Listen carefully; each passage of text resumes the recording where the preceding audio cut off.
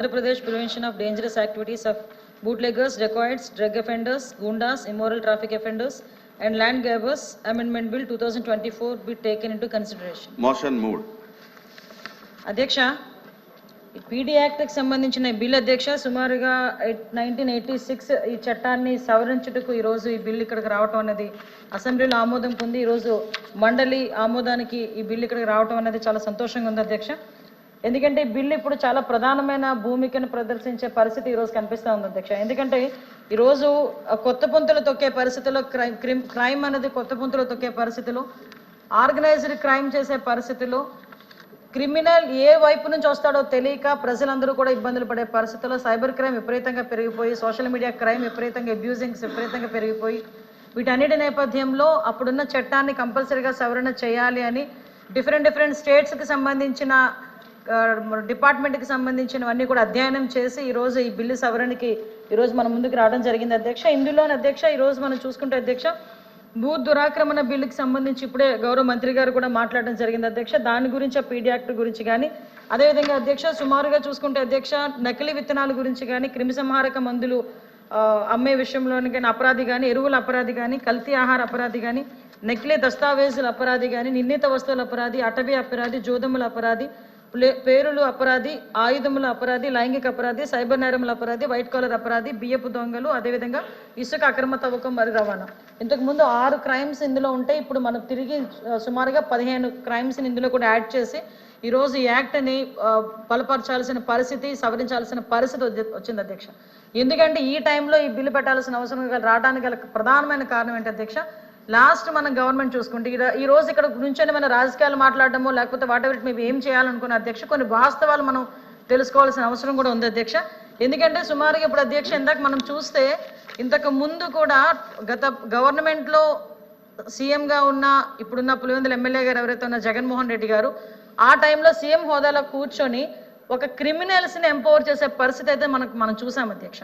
ఎందుకు ఈ మాట చెప్తున్నానంటే అధ్యక్ష, ఈరోజు క్రిమినల్స్ని ఎంత మేరకు ఎంపవర్ చేశారంటే ఒక సోషల్ మీడియా వేదికగా కావచ్చు, ఆఖరికి ఎవరైనా ప్రభుత్వానికి వ్యతిరేకంగా ఒక మాట మాట్లాడినా, ప్రభుత్వానికి వ్యతిరేకంగా ఒక పోస్ట్ చేసినా, ప్రభుత్వానికి వ్యతిరేకంగా ఒక ధర్నా అనుకున్నా, ప్రభుత్వానికి వ్యతిరేకంగా ఒక నిరసన అనుకున్నా కూడా భావస్వేచ్ఛ ప్రకటన అనే ఒకే ఒక పదంతో గౌరవ చంద్రబాబు నాయుడు గారు, ఇప్పుడు మన ముఖ్యమంత్రి గౌరవ చంద్రబాబు నాయుడు గారి మీద రాళ్ళు ఇసరటం కానీ, గౌరవ చంద్రబాబు నాయుడు గారి ఇంటికి తాడులు కట్టడం కానీ, ప్రెస్లోని ఒక సభ్యుడు ఒక తెలుగుదేశం పార్టీ కార్యకర్త ఒక మాట మాట్లాడితే దానికి భావస్వేచ్ఛ ప్రకటన అని చెప్పి సాక్షాత్తు అప్పుడు సీఎంగా ఉన్న జగన్మోహన్ రెడ్డి గారు బయటకు వచ్చి మనోభావాలు దెబ్బతిన్నాయి కాబట్టి పార్టీ ఆఫీస్ మీద దాడి చేశామని చెప్పడం కానీ, ఇవన్నీ ఒకసారి డాట్స్ అన్నింటినీ కనెక్ట్ చేసుకుంటే అధ్యక్ష లిటరల్గా సీఎం హోదాలో కూర్చొని ఒక క్రిమినల్స్ని ఎంపవర్ చేసే పరిస్థితి వచ్చింది అధ్యక్ష.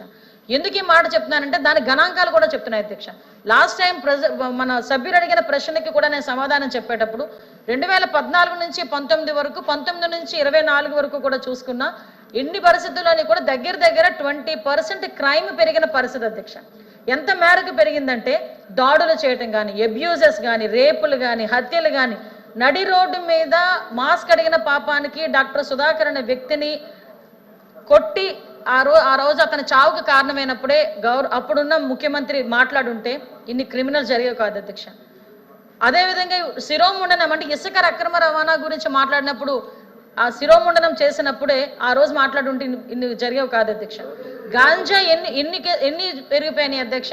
గాంజాయి విషయంకి వచ్చేసరికి అధ్యక్ష గాంజాయి నిర్మూలించే పరిస్థితులు, ఎందుకంటే మీకు చెప్పాలి అధ్యక్ష ఇలాంటి విషయాలన్నీ. గాంజాయి విపరీతంగా పెరిగిపోతుంది. గాంజాయి మత్తులోని అనేక రకమైన క్రైములు చేస్తున్నారు, హత్యలు చేస్తున్నారు, అత్యాచారాలు చేస్తున్నారు అనుకునేటప్పుడు మొదట్లో మేము మాట్లాడేటప్పుడు కూడా తమరు కూడా చైర్ నుంచి కూడా అడిగారు అధ్యక్ష గాంజాయి నిర్మూలించే పరిస్థితి మీరు ఇమీడియట్గా తీసుకోండి అమ్మా అని చెప్పి. అంటే అప్పుడు గాంజాయి అంత పెరిగిపోతున్న అధ్యక్ష ఒక సీఎం స్థాయిలో కూర్చొని ఒక్కరోజు కూడా గాంజాయి నిర్మూలనకి రివ్యూ పెట్టిన పరిస్థితి కూడా మనకు కనిపించింది అధ్యక్ష. ఇటువంటి పరిస్థితులు ఒక ఎత్తు అయితే అధ్యక్ష, ఒక పక్క నుంచి ఎక్కడైనా ఒక అమ్మాయికి అన్యాయం జరిగింది, ఒక అమ్మాయిని నడి రోడ్డు మీద రమ్య అనే అమ్మాయిని స్వతంత్ర దినోత్సవం రోజు పొడిచి చంపించిన రోజు కూడా బయటకు వచ్చి ముఖ్యమంత్రి హోదాలో ఒక వ్యక్తి మాట్లాడకపోవటం అన్నది ఆ రోజు ఆ ప్రజలు చేసుకున్న దౌర్భాగ్యంగా మనం భావించాలి అధ్యక్ష. దాని పర్యవసానం ఏమైంది అధ్యక్ష, లాటరల్గా వస్తూనే ఉంది అధ్యక్ష. ఈ రోజు పరిస్థితి చూస్తే ఆ రోజు అమరావతి మహిళా రైతుల గురించి కానీ, ఎంత దారుణం అంటే ఈ ఒక డిజిటల్ కార్పొరేషన్ అనేది ఒక ఏర్పాటు చేసి ఆర్గనైజ్డ్ క్రైమ్ అని మేము ఎందుకు చెప్తున్నామంటే ఒక డిజిటల్ కార్పొరేషన్ అనేది ప్రభుత్వం ఏర్పాటు చేసి దాని నుంచి 140 మందికి సుమారుగా 140 మంది పైగా ఉద్యోగాలు ఇచ్చి వాళ్ళ ఉద్యోగాలు అంటే ఏంటో తెలుసా అధ్యక్ష, కోర్టులు ఏమైనా వ్యతిరేకంగా మాట్లాడితే మాకు కోర్టా, మేము మాట్లాడొచ్చా మాట్లాడకూడదు అవన్నీ అనవసరం అధ్యక్ష. వాళ్ళకి పోస్ట్కి ఎంత అమౌంట్ అయినా డిజిటల్ కార్పొరేషన్ నుంచి వచ్చింది, ఆ తీసుకున్న డబ్బులకి న్యాయం చేయాలి కాబట్టి కోర్టులని నిందించారు. కోర్టులోని జడ్జీలు వాళ్ళ ఫ్యామిలీస్ని బయటకు తీసుకొచ్చి చాలా దారుణంగా మాట్లాడిన పరిస్థితి. ఆ రోజు మేము బయటకు వచ్చి ఎవరైనా గట్టిగా మాట్లాడితే మా మీద నోటుకు వచ్చినట్టు మాట్లాడే పరిస్థితి. ఆఖరికి బయటకు వచ్చే అధ్యక్ష వాళ్ళ పార్టీ తాలూకా కార్యకర్తలు మా ఇళ్లలోకి వచ్చి మా ఆడపిల్లలు అత్యాచారాలు చేస్తారని చెప్పిన సందర్భాలు కూడా ఈ సందర్భంగా గుర్తు చేస్తున్నాను అధ్యక్ష. ఎందుకంటే ఈరోజు ఒక మహిళగా రాజకీయాల్లోకి రావాలంటేనే మహిళలు అన్న వాళ్ళు చాలా దమ్ము ఉండాలి. నెక్స్ట్ ఇంకోటి ఏంటంటే కట్స్, అది నా ఉద్దేశం దమ్ము అంటే వేరేది కాదు అధ్యక్ష, కట్స్ ఉండాలి. అట్ ద సేమ్ టైం ధైర్యం ఉండాలి. బయట ప్రపంచం ఏదైనా ఒక మాట మాట్లాడితే తట్టుకునే కెపాసిటీ ఉండాలి అధ్యక్ష. ఎంత తట్టుకుంటున్నాం కదా అని చెప్పి మా ఇళ్లలో ఆడపిల్లల గురించి మా గురించి ఫోటోలు మార్పు చేసి ఇష్టానుసారంగా పెట్టిన రోజు నేను ఇంచుమించుగా కొన్ని పదుల సంఖ్యలో నేను తీసుకెళ్లి కంప్లైంట్లు ఇచ్చిన పరిస్థితి ఉంది అధ్యక్ష. వాళ్ళ మీద కేసులు కట్టారో లేదో నాకు తెలియదు, కానీ మా మీద అయితే పదుల సంఖ్యలో కేసులు ఉన్న సంగతి మాకు తెలుసు అధ్యక్ష. ఇక్కడున్న ప్రతి సభ్యుల మీద కూడా కేసులు ఉన్నాయి. ఇక్కడున్న ప్రతి సభ్యుల మీద కూడా అబ్యూజింగ్ చేసే పరిస్థితులు కనిపించినాయి. ఇటువంటి సిచ్యువేషన్ నేపథ్యంలో ఈ రోజు అధికారంలోకి వచ్చిన తర్వాత గౌరవ చంద్రబాబు నాయుడు గారు అధికారంలోకి వచ్చారు. ఒక విధ్వంస పరిపాలన నుంచి విముక్తి కలగాలి అని ఒకే ఒక ఉద్దేశంతో గౌరవ చంద్రబాబు నాయుడు గారిని అదేవిధంగా కూటమి ప్రభుత్వాన్ని ఈరోజు రాష్ట్ర ప్రజలు ఎన్నుకొని దగ్గర 164 సీట్లు ఇచ్చారంటేనే ఆ గవర్నమెంట్తో ప్రజలు ఎంత విసిగిపోయారో మనందరం కూడా అర్థం చేసుకోవచ్చు అధ్యక్ష. వచ్చిన తర్వాత నుంచి చాలా మంది ఏంటంటే, నేను ఎందుకు ఈ మాట పర్టికులర్గా నేను అక్కడ కూడా చెప్పాను అధ్యక్ష, ఎందుకంటే ఆర్గనైజ్డ్ క్రైమ్ అని కానీ క్రైమ్ పెరిగిందని చెప్పడానికి నిన్న కూడా అసెంబ్లీలో ఒక పదం ఉపయోగించాను అధ్యక్ష. మన క్రిమినల్ సైకాలజీ ప్రకారం మనకి బ్రోకెన్ విండో సిండ్రోమ్ అని చెప్పేసి ఉంటుంది అధ్యక్ష. ఎక్కడైనా ఒక అద్దం పగిలిదనుకోండి, అది ఇమీడియట్గా మనం రిపేర్ చేయకపోతే అద్దం పగిలింది కదా అని ఇంకొంచెం పగలగొట్టడానికి ఇంకొకరు ట్రై చేస్తారు. ఎవరు ఏమి చేయట్లేదు కదా అని ఓవరాల్గా అది పగలగొట్టేసే పరిస్థితి వరకు లాస్ట్ వరకు కూడా ముందుకెళ్ళిపోతారు అధ్యక్ష. అంటే ఏంటంటే సిస్టమ్ మీద ఒక గ్రిప్ లేకపోయినా, సిస్టమ్ని స్టిమ్యులేట్ చేయాలి అన్న ఆలోచన ప్రజాప్రతినిధులకి లేకపోయినా ఆ క్రైమ్ అనేది ఎంత మేరకు పెరుగుతుందని చెప్పడానికి ఇది ఒక ఎగ్జాంపుల్ కింద క్రిమినల్ సైకాలజీలో ఉంటుంది అధ్యక్ష. దాన్ని ఇక్కడ నేను కోట్ చేస్తున్నాను అధ్యక్ష. అటువంటి పరిస్థితుల నుంచి ఈ రోజు పరిస్థితులు ఎంతవరకు పీక్స్కి వెళ్ళిపోయినాయంటే అధ్యక్ష, అతని మీద వ్యతిరేకంగా వాళ్ళ తల్లి కానీ చెల్లి కానీ మాట్లాడినా కూడా అలాంటి వాళ్ళ మీద వాళ్ళ తల్లి మీద కానీ చెల్లి మీద కానీ పోస్టులు పెట్టేటప్పుడు కూడా నోరు మెదపకుండా ఉండే పరిస్థితి వచ్చేసింది అధ్యక్ష. ఈ రోజు పరిస్థితి ఏమైంది అధ్యక్ష, ఆ పరిస్థితి నుంచి ఈ రోజు మేమందరం కూడా బయటికి రావాలి. ఎందుకంటే ఆ రోజు 5 సంవత్సరాలు మేము న్యాయం గురించి పోరాటం చేసినప్పుడు మా ఇళ్ళకి వచ్చి హౌస్ అరెస్టులు చేశారు. ఆయన బయటకు వచ్చేటప్పుడు ప్రజలు ఎవరు అడగకుండా ఉండాలని పరదాలు కట్టారు. ఆయనకి సెక్యూరిటీ ప్రాబ్లం వస్తే ఆయన పచ్చని చెట్లను కట్ చేశారు.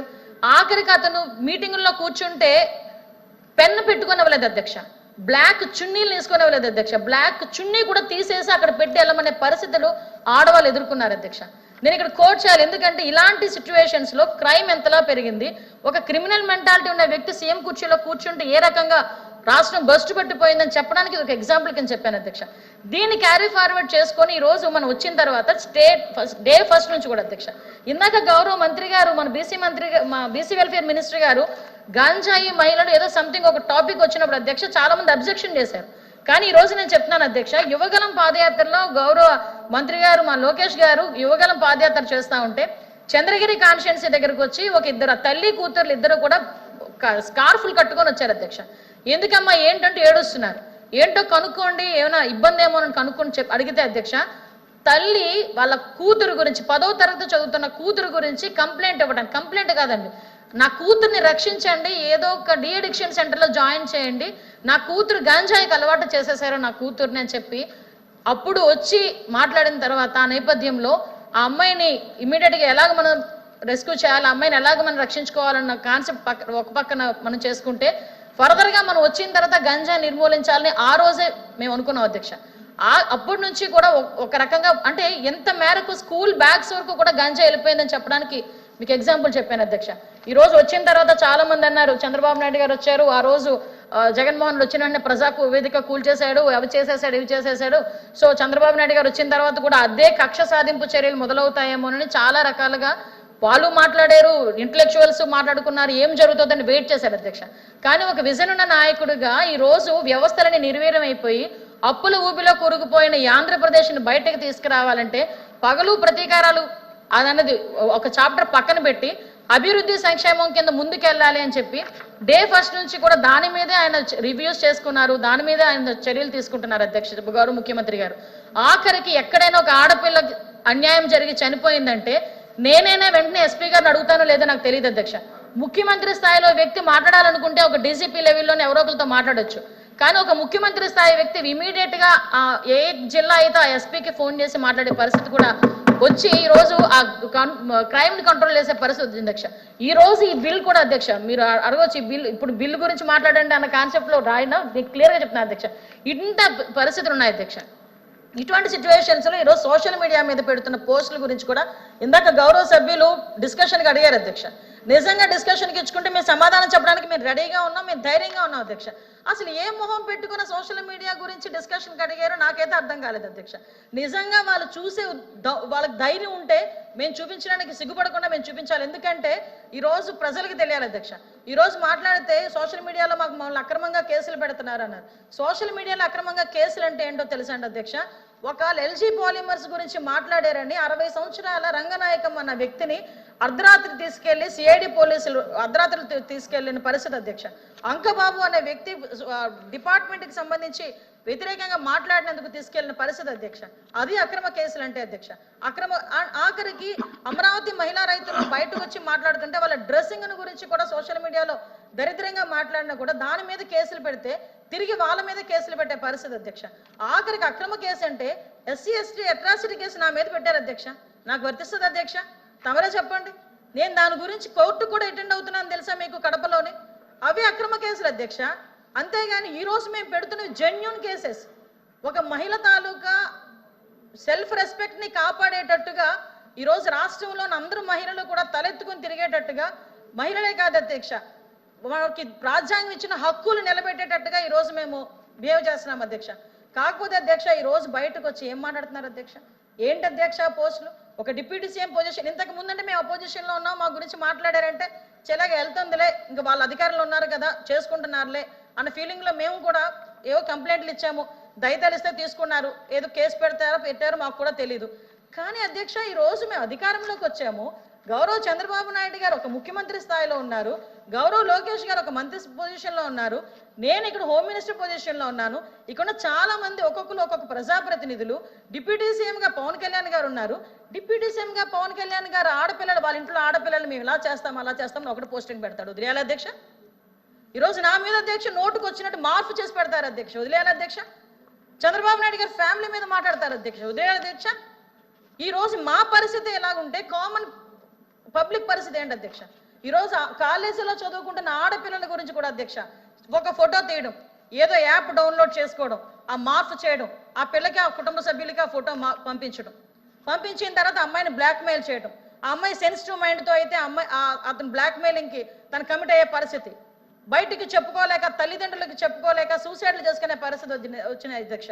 మొన్న రీసెంట్గా మనం ఒక వైజాగ్లో చూసాం అధ్యక్ష, ఒక law college university law university student అధ్యక్ష, ఆ అమ్మాయి 3rd ఇయర్ లా యూనివర్సిటీ స్టూడెంట్, ఆ అమ్మాయిని ఇలాగే బెదిరించి నగ్నంగా ఫోటోలు తీసి ఆ అమ్మాయిని బెదిరించి సామూహిక అత్యాచారం చేస్తే సూసైడ్ అటెంప్ట్ చేయబోతే ఆ తండ్రి రక్షించుకొని ఆ బిడ్డని రక్షించుకొని ఆ తర్వాత ఆ కేసు పెట్టే పరిస్థితి వచ్చింది అధ్యక్ష. ఈరోజు నిజంగా లాయర్లందరినీ అప్రిషియేట్ చేయాలి. ఈరోజు ఎవరు కూడా అవతల వాడి తరపు నుంచి ముందుకెళ్ళడానికి వాదించడానికి ముందుకెళ్లకుండా అందరూ కూడా కంకణం కట్టుకున్నారు లాయర్లందరూ కూడా. నేనేమంటాను అధ్యక్ష, ఈరోజు ఇటువంటి సిచ్యువేషన్లో ఇంకో విషయం చెప్తున్నాను అధ్యక్ష, ఇక్కడ మన చెప్పొచ్చో చెప్పకూడదో నాకు తెలియదు, కానీ నేనేమంటానంటే మాలాంటి వాళ్ళందరి మీద ప్రజలందరి మీద పెడుతున్నారు ఓకే, తన సొంత చెల్లి మీద అంటే వైఎస్ఆర్సీపీ నాయకుడు అదన్నీ పక్కన రాజశేఖర రెడ్డి గారి కూతురు ఆవిడ సొంత చెల్లి ఆవిడ మీద పోస్టులు పెట్టాడు అధ్యక్ష, వాళ్ళ తల్లిని తిడుతున్నారు అధ్యక్ష. ఎంత నీచంగా నిన్న మా గౌరవ ముఖ్యమంత్రి గారు కూడా సభలో చదివి వినిపించారు అధ్యక్ష, కొన్ని మేము చెప్పలేకపోతున్నాం. అటువంటి వాళ్ళే సోషల్ మీడియాలో పెట్టుకొని వాళ్ళ మీద కూడా మేము చర్యలు తీసుకుంటే తిరిగి ఆయన ప్రెస్ మీట్ పెట్టి అతగాడిని ఈరోజు సపోర్ట్ చేసుకుని వచ్చే పరిస్థితి ఏంటి అధ్యక్ష? అంటే ఇటువంటి సంకేతాలు వెళ్తున్నాయి. అలాంటి వాటి గురించి ఈరోజు ఈ పీడీ యాక్ట్ అనేది మేము పెడుతున్నాం అధ్యక్ష. అధ్యక్ష ఒకసారి అధ్యక్ష, ఇది చాలా సెన్సిటివ్ సబ్జెక్ట్ అధ్యక్ష, తమరికి కూడా తెలుసు, చాలా సెన్సిటివ్ సబ్జెక్ట్. దయచేసి ఈ విషయంలో ఇలాంటి ఇష్యూస్ అన్ని ఉన్నాయి కాబట్టి వీటన్నిటిని కూడా ప్రివెంట్ చేయాలి అని ఒకే ఒక ఉద్దేశంతో, కంట్రోల్ చేయాలి ఒకే ఒక ఉద్దేశంతో ఈరోజు ఈ పీడీ యాక్ట్ని కూడా మేము ప్రవేశపెట్టడం జరిగింది అధ్యక్ష. ఈ అన్ని నేపథ్యంలోని దయచేసి ఉన్న శాంతి భద్రతల నేపథ్యంలో ఈ బిల్ని కూడా ఆమోదించాల్సిందిగా మండలిని కోరుకుంటున్నాను అధ్యక్ష.